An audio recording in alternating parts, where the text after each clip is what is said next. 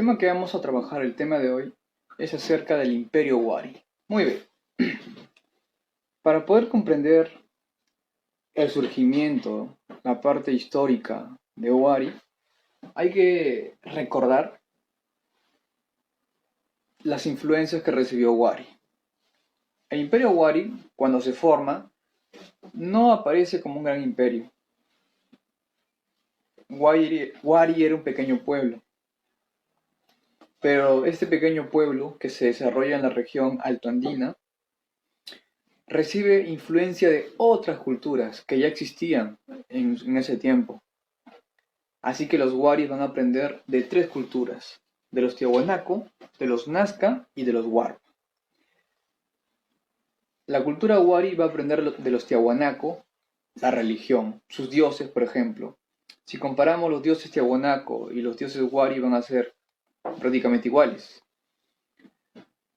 Los wari van a aprender de los Tiahuanaco los dioses, los mitos sobre los dioses.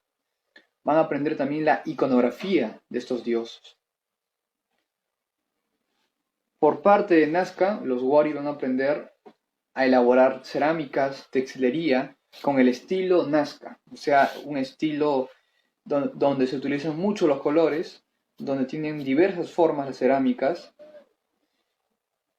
También van a ver un estilo que van a representar figuras geométricas y diversos colores.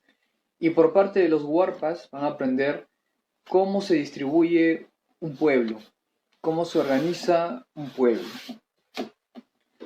Así que de estas tres culturas van a aprender de todo un poco. Y esto va a enriquecer las manifestaciones culturales y la organización de los Wari.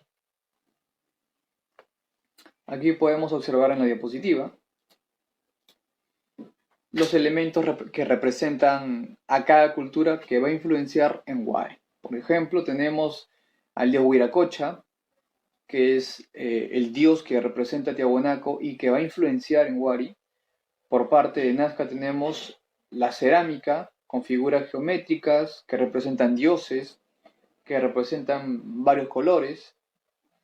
Y por parte de los Waris tenemos lo que es la cerámica también, y la textilería. Quiere decir que de Tiahuanaco, que de los Nazcas, los Wari van a crear su propio estilo. Aquí están las pruebas científicas del parecido entre Wari y Tiahuanaco y Nazca. Hay mucho parecido. Esto es una cerámica Wari y se parece a la Nazca, sí. Esto es un manto Wari, ¿se parece al dios Huiracocha de los Tiahuanacos? Sí, se parece mucho. Van a aprender de ellos. Apreciamos en la imagen un arqueólogo peruano muy conocido en el mundo académico. ¿De quién estaremos hablando? Exacto, del arqueólogo peruano Luis Guillermo Lumbreras. ¿Por qué se habla de este arqueólogo y no se habla de otro arqueólogo? Luis Guillermo Lumbreras va a estudiar a la cultura Wari. Va a revolucionar en lo que es el campo de la arqueología, ya que la visión que él tiene acerca de la interpretación de la arqueología en el Perú es distinta. Es una interpretación descriptiva, analítica de la arqueología peruana. Y este conocimiento, esta visión lo va a aplicar en Wari. Este señor llamado Luis Guillermo Lumbreras va a ser un estudioso acerca de Wari. Bueno, Wari no es lo único que va a estudiar, va a estudiar también otras culturas, pero es la que más va a resaltar. Ahora, vamos a ubicar geográficamente. Geográficamente, la cultura Wari se ubica en Ayacucho. Hoy ya no existe, claro, la cultura Wari hoy ya no existe en Ayacucho, ¿ya? Pero en su momento Ayacucho representó la capital de la cultura Wari. No olvidemos, la capital de la cultura Wari en su momento se llamó Viñaque. ¿Ya? ¿Dónde queda Viñaque? En Ayacucho. Eso no quiere decir que la cultura wari solo se quedó en Ayacucho. Eso quiere decir que la cultura wari influenció a otras regiones del Perú. No solo se quedó en Ayacucho, sino que va a influenciar a otras regiones, como por ejemplo, tenemos a Cusco, tenemos la región de Moquegua, tenemos Cajamarca y Lambayeque.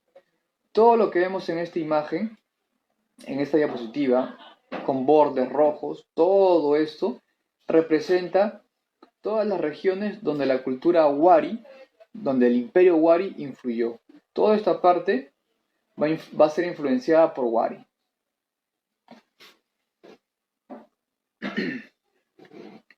Wari etimológicamente significa indómito, agreste, de difícil acceso.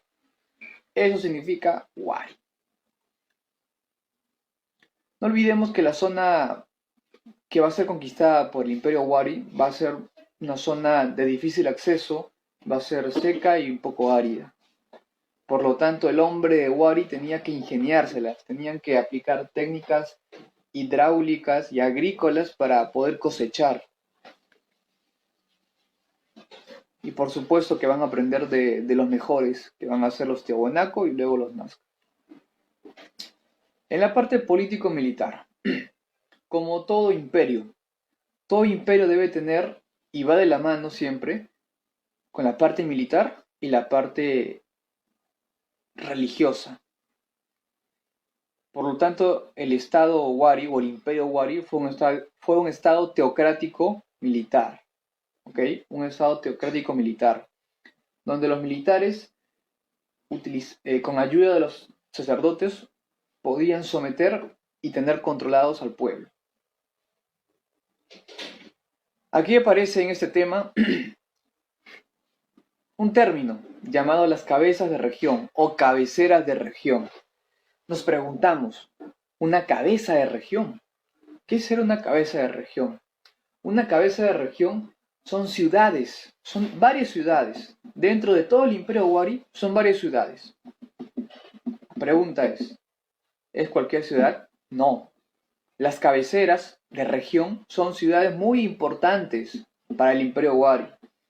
Son ciudades con cierto desarrollo urbano y administrativo.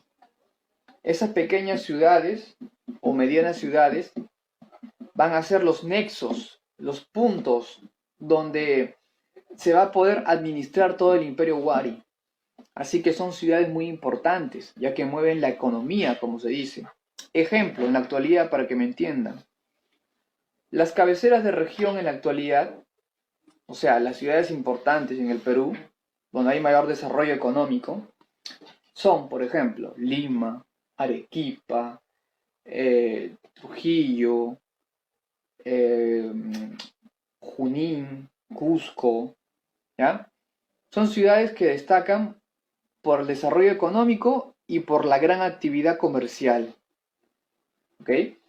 En este contexto del Imperio Wari, esas cabeceras de región representan lo que observamos. Viracochapampa, Pachacamac, Vilcahuaín, entre otros. Esas son las ciudades cabeceras de región. Son puntos donde van a llegar alimentos, son puntos desde donde se va a administrar todo el imperio. No solo es uno, son varios puntos. Por eso se le llama cabecera de región. El Estado Wari, o el Imperio Wari, es un imperio multinacional. Abarca gran parte de la costa peruana. Es un estado que planifica.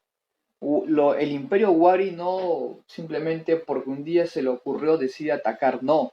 Ellos planifican que van a ganar pros y contras de un futuro ataque. Y el Imperio Wari es un estado expansionista, que no solo se quedaron en Ayacucho, sino que invadieron e influenciaron en otras regiones del Perú. Por lo tanto, el Imperio Wari fue un estado teocrático militar que sabía lo que hacía. ¿Ok? Organización social del Imperio Wari. Ya hemos visto que en todos los pueblos de todo el mundo, en todas las culturas, ya sea del Perú o en general, siempre hay una organización social. Siempre hay una organización social. Quiere decir que hay un grupo que se le puede llamar el grupo de poder o el grupo de los privilegiados, y siempre hay otro grupo que trabaja mucho más, que es el grupo desprotegido o el grupo explotado o el grupo no privilegiado. El grupo de poder, los que dirigen el imperio Wari son dos, los sacerdotes y los guerreros. No puede haber uno sin el otro. ¿Hace falta guerreros en el imperio Wari? Sí. Si el pueblo se rebela contra los sacerdotes pueden controlar al pueblo por un tiempo, por medio del engaño, por medio de los dioses. Pero si los sacerdotes no cuentan con el apoyo de los soldados, de los militares, como se dice, adiós sacerdotes. Pero si el sacerdote tiene apoyo del ejército, no pasa nada. Así el pueblo se levante, los guerreros pueden sofocar esta rebelión. Así que el sacerdote y el guerrero van de la mano. Y tenemos al otro grupo, que son los menos favorecidos en el imperio, los no privilegiados. Claro, hablamos de la, como se dice, de la fuerza laboral. ¿Quién es la fuerza laboral en el imperio Wari? Los agricultores, que cosechan frutas y verduras. Los artesanos, ¿qué hacen? Crean joyas, crean cerámicas, crean telas, crean todo prácticamente. Y los artesanos también van a trabajar en lo que es la construcción. Y por último tenemos a los pastores. ¿A qué se dedican? A llevar a las llamas, a los camélidos, a las llamas, vicuñas, guanacos, para que coman los pastos y puedan tener una fuente de proteína de origen animal. Así que estos tres grupos sociales juegan un papel muy importante en el imperio. El imperio Wari, sin agricultores, sin artesanos, sin pastores, no es nada. Porque un imperio no se forma con solo reyes o con solo guerreros o sacerdotes. Un imperio se forma por la fuerza del pueblo. ¿Ok? Solo ellos no pueden hacer el trabajo, ya que el guerrero no va a cosechar, el guerrero no va a elaborar joyas, el sacerdote tampoco va a pasear. Ese trabajo se lo da el pueblo. Así que sin el pueblo no son nada. Aportes sociales del imperio Wari. La secularización. ¿Qué significa eso? La secularización significa que los sacerdotes van a poder controlar al pueblo por medio del engaño, por medio de los dioses, por medio de que si tú no tributas a los dioses, si tú no trabajas para los dioses y no trabajas para mí, los dioses te van a castigar. Y el pueblo, como era supersticioso, era muy creyente, eran ingenuos, eran ignorantes, porque no conocían la realidad, le creían al sacerdote. Y el sacerdote se aprovechaba de su función, de su poder. ¿Qué más? El imperio Wari era un estado planificado y urbanizado, sí, era planificado para crear urbes, para crear viviendas, para crear un pueblo, para crear ciudades, se tenía que planificar. No surgían las ciudades de la nada. Se da una revolución urbana en el imperio Wari, claro. En el imperio Wari resaltan mucho las urbes, las ciudades. Las ciudades estaban hechas de piedra, pero también habían ciudades hechas de adobe, de barro. ¿Ok? Y las ciudades se organizaban en ayllus. Los ayllus son el conjunto de familias dentro de un pueblo. ¿Ok? La familia A, la familia B, la familia C. Todos ellos, cada familia representa un ayllus. ¿Ok? Y cada ayllu tiene un líder, que vendría a ser la persona más anciana y con más experiencia. Y a la vez, los ayllus en general tienen un curaca. Bueno, ese término lo vamos a usar con los incas, ¿ok? Los curacas, los que van a ser los líderes de los ayllus, los líderes del conjunto de ayllus. En la parte económica, ¿de qué vivía? ¿Cómo se alimentaban? ¿Qué consumían los wari? 1. La economía wari fue planificada. Para cosechar frutas y verduras se planificó, no surgió de la nada. todo fue calculado. Claro, pero para llegar a tal precisión tuvo que haber ensayo-error. ¿Ok? Wari no aprende de la nada. ¿Aprende de quién va a aprender? Va a aprender de los mejores en lo que es técnicas agrícolas y técnicas de ingeniería hidráulica. ¿De quién estamos hablando? De los tiahuanacos. Los tiahuanacos tenían técnicas agrícolas muy buenas. Esas técnicas van a ser enseñadas a los wari y los waris van a aplicar. Es por eso que ya sabían lo que estaban haciendo. Se va a producir una agricultura intensiva, ¿ok? Una agricultura a gran escala. Van a aplicar la técnica de los camellones. Ese término, camellones, ya lo hemos visto. ¿En dónde? Con los tiahuanaco, exacto. Los tiahuanaco aplicaron la técnica agrícola de los camellones. Vamos a ver más adelante.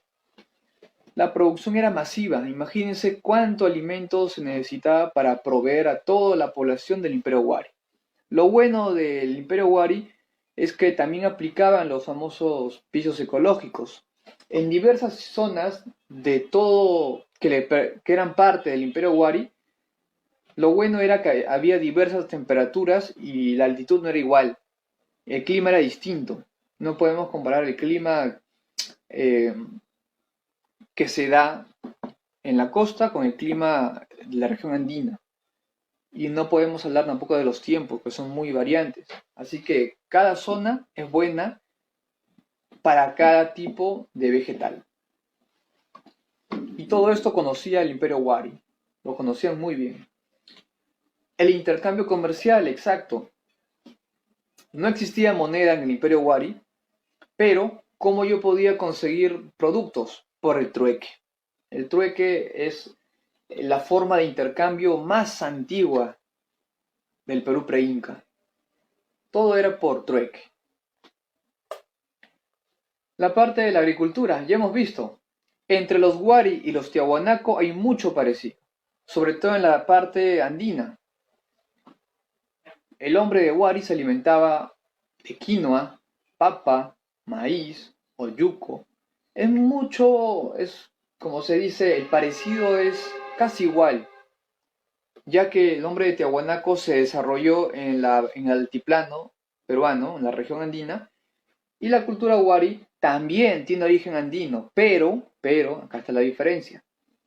El Imperio Wari también influyó en otros pueblos de la costa, mientras que Tiahuanaco no fue así. No llegó hasta la costa. Wari sí lo hizo. Por lo tanto, el Imperio Wari tuvo acceso a otros productos que en la región andina no había, y en la región costeña sí lo había. En lo que respecta a ganadería, el hombre de Wari utilizó la fibra de la llama, de la alpaca, del guanaco, del camélido que tenga o se pueda encontrar más fácilmente. En lo que es la parte comercial, ya les había explicado, había la forma de intercambio llamado trueque, ¿ya? Pero hay algo más que los tiahuanacos no tenían. Se crean colcas. Una colca es como un cuarto de piedra en el cual voy a guardar comida. Son reservas de comida, ¿ok? En las colcas puedo guardar comida, puedo guardar agua.